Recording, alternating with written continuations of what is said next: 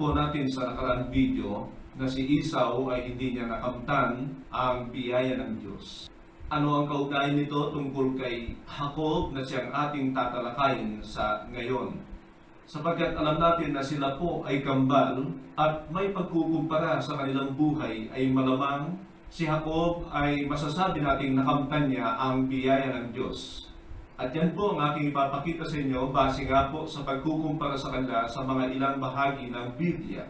Lalo na po sa Roma 9 na kung saan ay marami pong nagpapaliwanag sa ating kapanahunan na nagdudulot sa kanila ng maling aral na nakaka-epekto ng malaki sa kanilang katatayuan bilang mga masasabing mananampalataya sa Panginoong Kristo.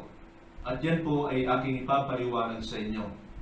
Ngunit unawain muna natin muli ang tungkol sa biyaya ng Diyos sa kasalukuyan.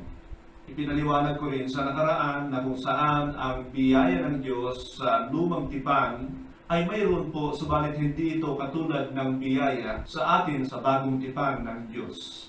Malawak po ang usapin sa ating kapanahunan tungkol sa biyaya ng Diyos sapagkat katulad nga po ng sinabi ko, na sa New Covenant, ang biyaya ng Diyos ay ipinagkaloob ng lubos-lubusan ng Diyos.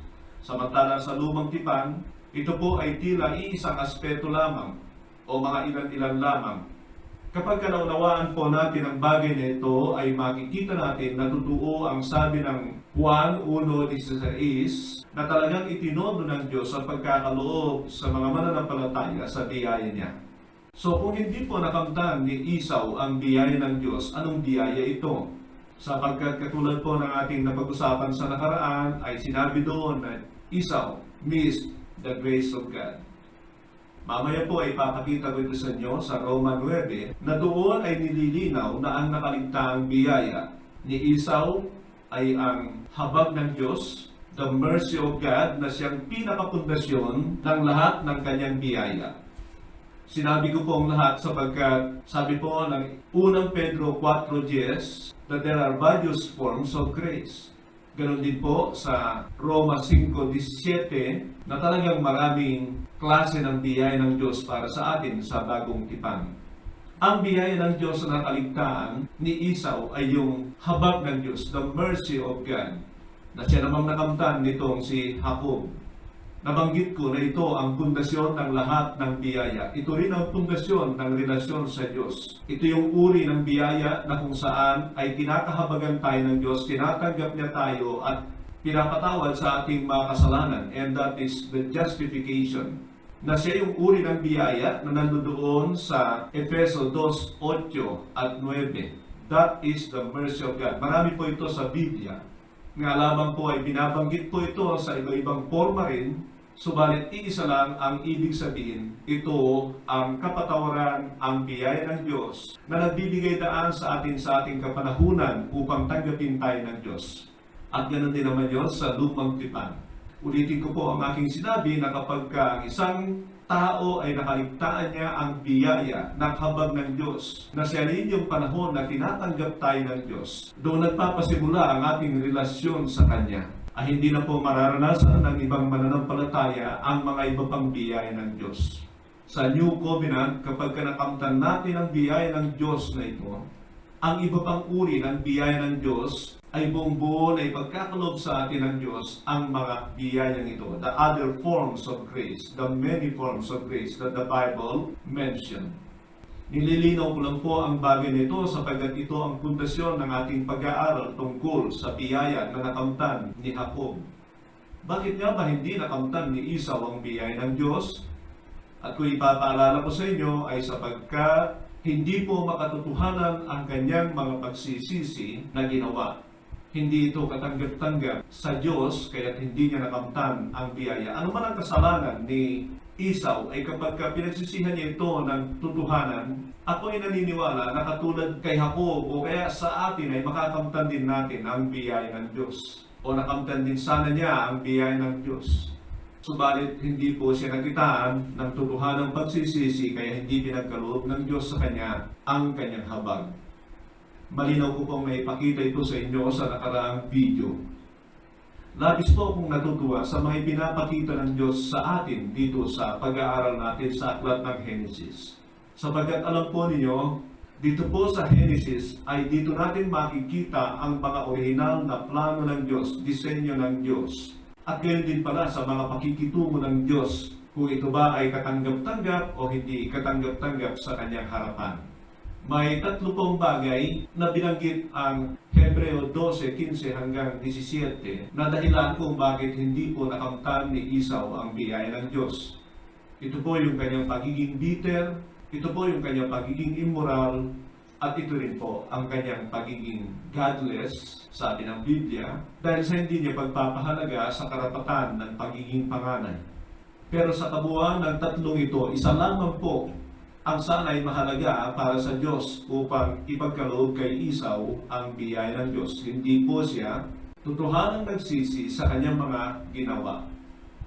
At yan naman po ang nais ko ipakita sa inyo, na yung kanyang hindi pagpapahalaga sa karapatan ng pagiging panganay ay hindi niya nakita o hindi niya tinignan kung gaano ito kahalaga para sa kanya. Na ang isa pala sa kahulugan ng birthright ay ang pananampalataya sa manunubos niya sa hinaharap. Ang katotohanan po, lahat ng tao sa lumang tipan, iyan po ang kanilang karapatan na magmana sa buhay na walang hanggan. Kahit pa po sa panahon ng mga kautusan ni Moises ay hindi po sila maliligtas doon. Kailangan silang tumingin sa hinaharap sa kanilang manunubos. Kailangan silang sumampalataya na darating ang magkakaloob ng kabayaran ng kanilang kasalanan at ito ang Mesiyas, ang Panginoong Jesucristo. Ganyan po ang kaligtasan ng lahat ng mga nasa lumang tipan. By faith, they need to look forward unto the coming Messiah, the Redeemer of their sin. And that birthright portrays Christ as the firstborn from among the dead, the resurrected Messiah, Savior, who will give humankind the salvation from their sin. Ang bagay na ito ay isa rin nakaligtaan ng marami sa mga leader ng Israel sa kanilang relihiyon. Inaakala nila na maligtas sila sa pamamagitan ng pagiging matuwid sa mga batas ni Moises at hindi nila nakita si Kristo bilang manunubos ng kanilang kasalanan. Hindi sila nanalig at hindi nila ito tinanggap. And they also miss the grace of God.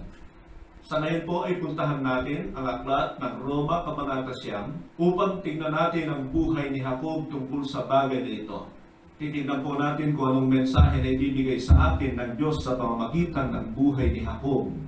Nais ko munang basahin sa inyo ang sinabi ng aklat ng Lucas, Kabanata 13, talatang 18. Sundan po ninyo at tingnan po ninyo ang sinabi ng Panginoon tungkol kay Jacob. Sorry po, sa 28. Ganito po ang sabi, there will be weeping there. Ang usapin po dito ay tungkol sa walang hanggang kaharian ng Diyos. Nasabi ay magkakaroon daw ng pananangis doon. And nothing of it when you see Abraham, Isaac, and Jacob, and all the prophets of the kingdom of God, but you yourselves thrown out. Diyan po ay makikita natin na iniuugnay si Jacob sa kanyang mga ninunong si Abraham at Isaac na tila sila ay may espesyal na lugar sa walang hanggang kaharian ng Diyos. Alalahanin natin na itong mga taong ito na kausap ng Panginoon ay mga Israelita. Ninuno nila ang 3 ito, si Abraham, Isaac at Jacob, na kinatipan ng Diyos. Ngunit sinasabihan sila na maaari nilang makita ang kaharian ng Diyos na doon ang 3 ito, subalit hindi sila papasukin. Alam natin na kalaunan ang lahi ni Jacob ang Israelita o mga Israelita at sila ang kausap ng Panginoon dito. They were the chosen, they were the elect people of God na ngayon ay binababalaan ng Panginoon na mga hindi makakapasok sa kaharian ng Diyos. Jacob then is declared Prince of the Kingdom of God by Jesus. Meron siyang special na posisyon doon sa kaharian ng Diyos. Kaya nga po sinasabi ko na meron pong mahalagang mensahe ang buhay ng taong ito na hindi lamang para sa mga Israelita kundi maging para sa atin. Maalala ko tuloy, kalaunan na sa Lucas 16, doon sa kwento ng mayaman at si Lazaro na sumisigaw na sinasabi niya, Ama Abraham, maaari bang suguin mo si Lazaro upang isawsaw ang kanyang daliri sa tubig at ilagay sa aking dila upang maibsan aking paghihirap sa apoy na ito. Ang taong yun ay nasa Hades, nakita niya si Abraham, Sangayon sa kwento ng Panginoon na malamang kasama si Isaac at saka si Jacob, pero hindi siya nakapasok. Doon ko nakikita na nagkaroon na ng katuparan ng sinabi ng Panginoon na yon. Nananangis ang mayamang ito, nakita ang mga prinsipeng ito doon sa kaharian ng Diyos, subalit hindi siya nakapasok. Sila ay mga frontliner sa walang hanggang kaharian ng Diyos. Puntahan po natin ang Roma, Kabanata 9, at meron po akong lilinawin sa inyo sa bahaging ito ng Biblia na napakahalaga. At marahil ay napakinggan na ninyo ang mga ilan sa katulong ito na kung hindi nyo naunawaan, ay malamang magiging kabahagi kayo sa malalagay sa panganib ang walang hanggang buhay. Ang binabanggit ko po na aral na nakikita naman natin yung salitang ito sa Biblia ay walang iba kundi yung election, pinili. Malamang ikaw inaangkin mo na ikaw ay pinili ng Diyos. Pero anong ibig sabihin sa pagpiling ito ng Diyos? Ito po ang titignan natin. Babasahin po natin mula talatang 11 hanggang sa mga sumusunod. Yet before the twins were born or had done anything good or bad, in order that God's purpose in election might stand. Dito po ay malinaw na ang binabanggit niya ay si Esau at saka si Jacob. And he was talking about election. Ngayon, ikaw ba ay pinili ng Diyos? Gaano mo kaalam na ikaw ay pinili ng Diyos? Gaano mo kasigurado na ikaw ay pinili ng Diyos? Binibigyan ko ito ng pansin sapagkat marami kapag sinabing pinili sila ng Diyos ay hindi na mawawala ang kanilang kaligtasan. At kung titingnan nga naman natin dito, wala pa silang ginagawang mabuti o masama, ay napili na sila ng Diyos. Pero alam niyo po ba kung gaano po kalawak itong ating pinag-uusapan? Unang-una, kung titingnan po natin ang konteksto nito ng Roma 9, ang tinutukoy dito na pinili ng Diyos ay ang kabuuan ng Israel at hindi lamang ang dalawang ito. At yan po ay bago pa ang dalawang ito dahil ang pagpili ay nagpasimula kay Abraham. At meron pong mga anak si Abraham. At yan po ay makikita natin na sa konteksto, kung uumpisahan po ninyo, mula 1 hanggang 5, ang kabuuan ng tinutukoy niya na pinili ay ang kabuuan ng Israel. They were all elected. Ito na yung galing kay Jacob. Israel na po ito sapagkat si Jacob po ang tao na tinawag na Israel. Israel means wrestle with God. He wrestled with God. So agad-agad po na makikita natin na pinapabulaan nito na kapag pinili ka ng Diyos ay hindi ka na mawawala sapagkat para sa tuwirang kasagutan, si Judas Iscariote ay galing po sa lahi ng Israel. At hindi natin pwedeng sabihin na si Judas ay makakapasok sa kaharian ng Diyos. At ang mga Pariseo na kumalaban sa Panginoon at hindi nanalig at tumanggap sa Kanya, He came to His own people, but His people rejected Him. Yan po ay nababanggit sa bahagi yon ng Juan, Kabanata 1. Ang punto ko po rito na ang doktrina ng election, kung pag-uusapan natin, ay ang tinutukoy ng konteksto ng Roma 9 ay ang kabuuan ng Israel at hindi po dahil sila ay inelect, sila po ay sigurado ng makakapasok sa kaharian ng Diyos. Sana'y malinawan kayo sa katotohanan yan. Muli ko na naman pong sabihin sa inyo na napakahalaga po na maging malinaw ang ating mga doktrina. Tama po siya. Sapagkat ang doktrina, tamang doktrina ng Biblia, ay nakaka-epekto ito ng buhay kung paano nakaka-epekto ng kaunawaan. Pag mali ang doktrina mo, sinisigurado mo, magiging mali ang buhay mo. Bigyan ko po kayo ng halimbawa na ang kaligtasan ay tila pagtanggap lang sa Panginoon. So titignan mo ang buhay ng mga tumanggap na ito na umaasa sa langit, sa walang hanggang buhay, ay hindi ganyan ang ipinapakita ng bahagi ng bagong tipan kung paano mabuhay bilang mga iniligtas ng Diyos o pinili ng Diyos. Pero unawain po natin ito. Ulitin ko po, yet before the twins were born or had done anything good or bad, in order that God's purpose in election might stand. Yun pong done anything good or bad, ang basis po niyan ay yung law. Yan po ang tinatalakay dito sa kabuuan ng aklat ng Roma. Not by works, but by him who calls, not by works of the law, but by him who calls. He was told, the older will serve the younger. Ang bagay nito, mga kapatid, ay umiiral dito yung foreknowledge of God. Alam niya kung sino at hindi ang tatanggap at lalakad sa pamamaraan ng Diyos. At nakita niya na si Esau ay hindi nga at si Jacob ang siyang gagawa nito. Sabi sa verse 13, just as it is written, Jacob I loved, but Esau I hated. Naniniwala po ba kayo dyan? Sabi ng Biblia yan, Jacob I loved, but Esau I hated. Pero tingnan po ninyo ang susunod na talata. What then shall we say? Is God unjust? Not at all. So tingnan po, makatarungan ba ang Diyos? Ano ang sagot? Siyempre naman. Makatarungan ba ang Diyos kung pipiliin niya ang isa at itatakwil ang isa na walang dahilan? At yan ay makikita natin sa buhay ni Esau at saka ni Jacob. Alam ng Diyos, nakita niya ang kanilang kinabukasan na itong si Esau ay hindi niya pahalaga ng paraan ng Diyos. At nakita niya si Jacob na kabaligtaran nito. He has that foreknowledge. Kung hindi po magkagayon, na ang Diyos ay pumipili na walang kadahi-dahilan, bagamat karapatan niya yun bilang Diyos, pero magiging hindi siya makatarungang Diyos. Alam natin ang sabi ng Biblia, God shows no favoritism. So kung kamumuhian niya si Esau ng walang dahilan, tanongin ko kayo, saan ba namumuhi ang Diyos? Namumuhi ang Diyos sa kasalanan. Pero higit siyang namumuhi sa mga walang pagsisisi. Sapagkat alam natin, ang dalawang ito ay pareho lang naman ito, all have sinned. Kung i-apply natin ito sa ating kasalukuyang kalalagayan, all have sinned and fall short of the glory of God. Lahat tayo ay nangangailangan ng habag ng Diyos, katulad ng dalawang ito. Kaya yung susunod na sabi niya sa verse 15, for he says to Moses, I will have mercy on whom I will have mercy, and I will have compassion on whom I will have compassion.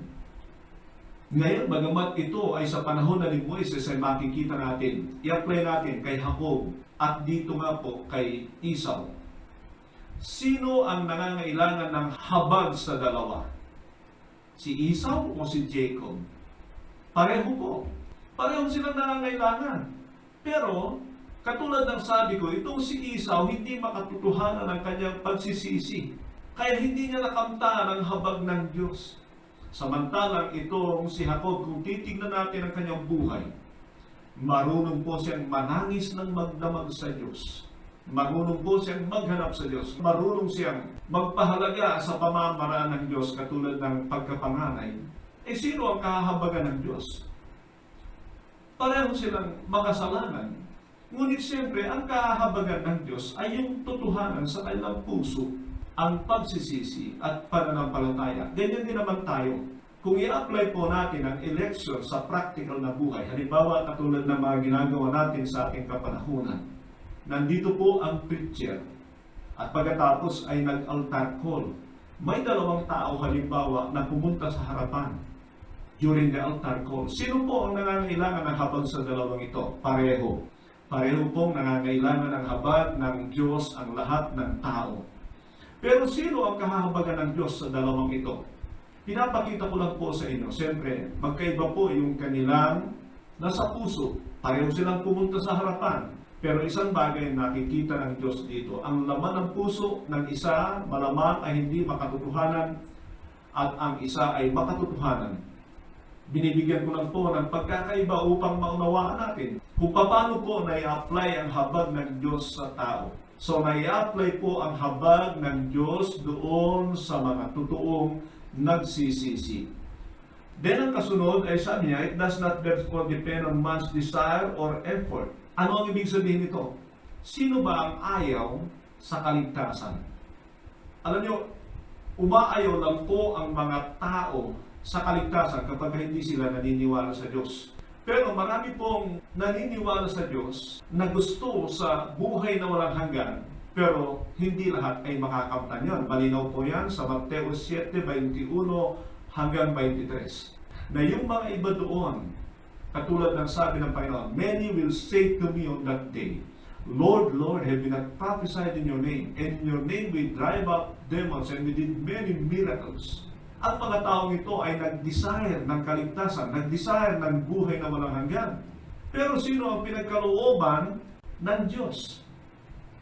Nang ibig sabihin, lahat man ay gusto sa kanilang sariling kagagawan ay hindi sila makakarating doon sa kaharian ng Diyos. Kundi yung merong totoong pananampalataya na pagkatapos sumampalataya ay merong totoong pagsisisi at pagkatapos magsisi ay magkakaroon ng tamang buhay, nagpupursige sa daan na matuwid.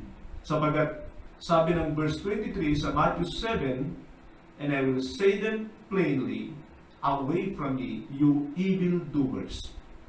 So isipin natin ang katotohanan ito, na marami pong tumanggap sa Panginoon, pero hindi lahat ay nagpatuloy sa landas ng buhay.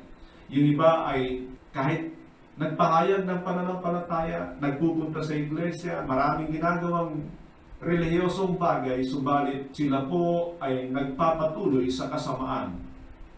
And they will fail because their faith is not proven by action.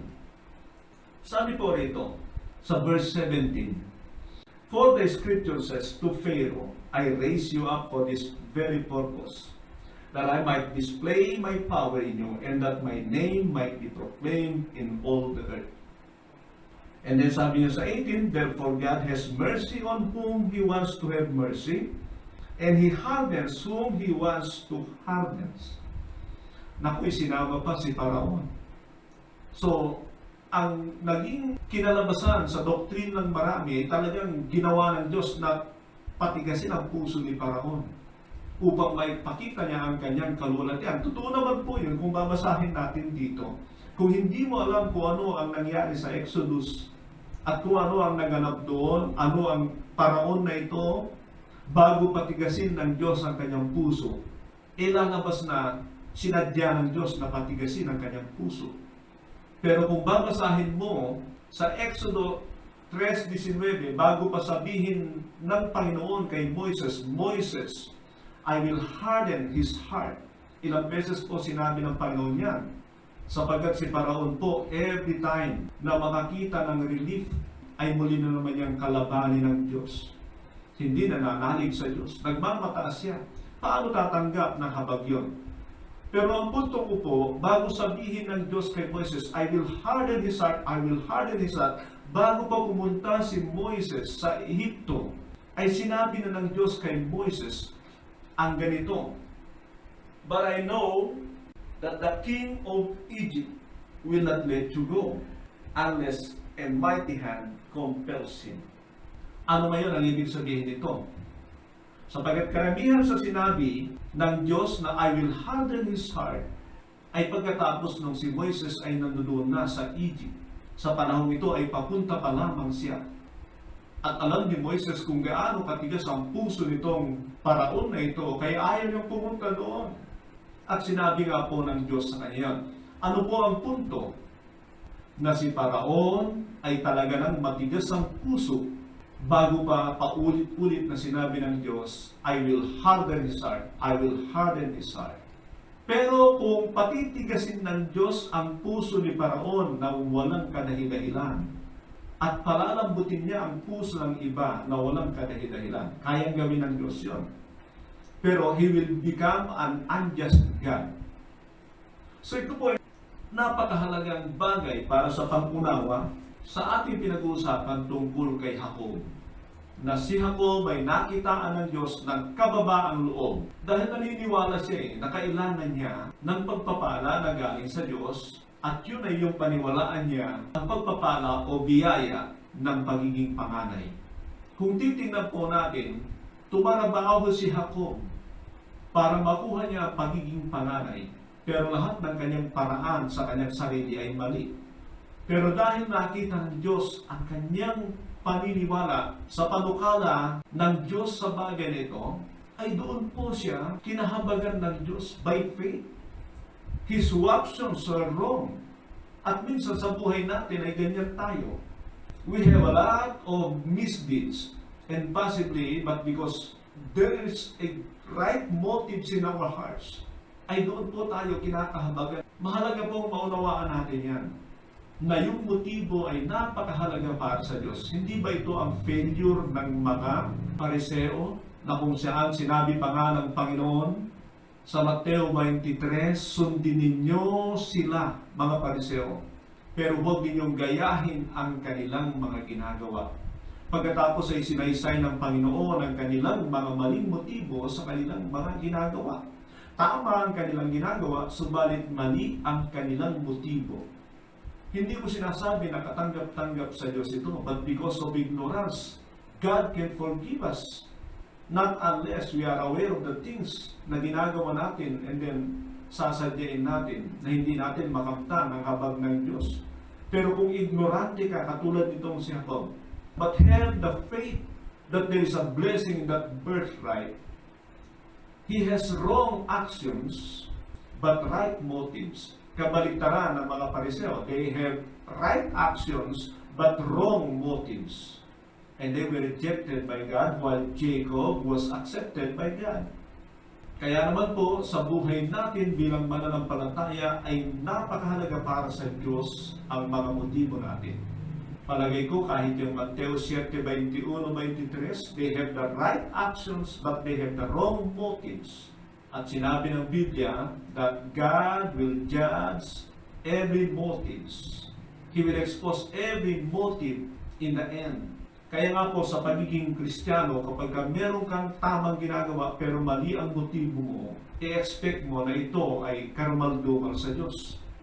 Matthew chapter 6 ay makikita nyo, they were praying, that is good, but they have a wrong motives. They want to have the respect of the people. And so they prayed in the street corners. Kapag sila'y nagbibigay, ay talagang ipinapakita nila, hindi mali ang pagbibigay. Pero ipakita mo sa tao na ikaw ay nagkakaloob, yun po ang mali. At yun ay mga motibo na napakahalaga na ingatan natin. So kung titingnan po natin si Jacob, he has at the beginning wrong actions but have faith. And so God accepted him. Pero hindi pa naman tapos ang lahat ng bagay dyan eh. After all those things, having the birthright did not end at that point. So ngayon dito sa pamumuhay ni Jacob ay makikita natin kung paano na siya imomold ng Panginoon para maging karapat-dapat sa kanya sa bandang huli ng kanyang buhay. Aabot siya doon sa hangganan ng kanyang buhay. Nais ko lang pong ipaalala sa inyo at balikan ang buhay ni Noe bilang basihan sa aking sinasabi. Na kung titingnan natin doon sa Genesis 6:8 na sinabing Noah found favor in the eyes of the Lord. That is not unmerited favor sapagkat kung titingnan nyo ang verse 9, he was a righteous man. At doon sa 7:1 ay sabi ng Panginoon sa kanya, I saw you righteous. Na ang ibig sabihin itong si Noe ay may pananampalataya sa Diyos, sinisikap niyang mabuhay para sa Diyos. Hindi sapat yung kanyang mga effort, pero dahil meron siyang tamang motibo, tamang pananampalataya, ay pinapalagpas ng Diyos ang kanyang mga actions.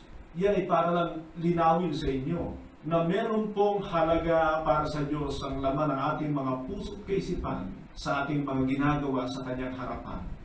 Nakita natin yan kay Noe, kay Lot, kay Abraham, at ngayon ay nakikita na naman natin dito kay Jacob.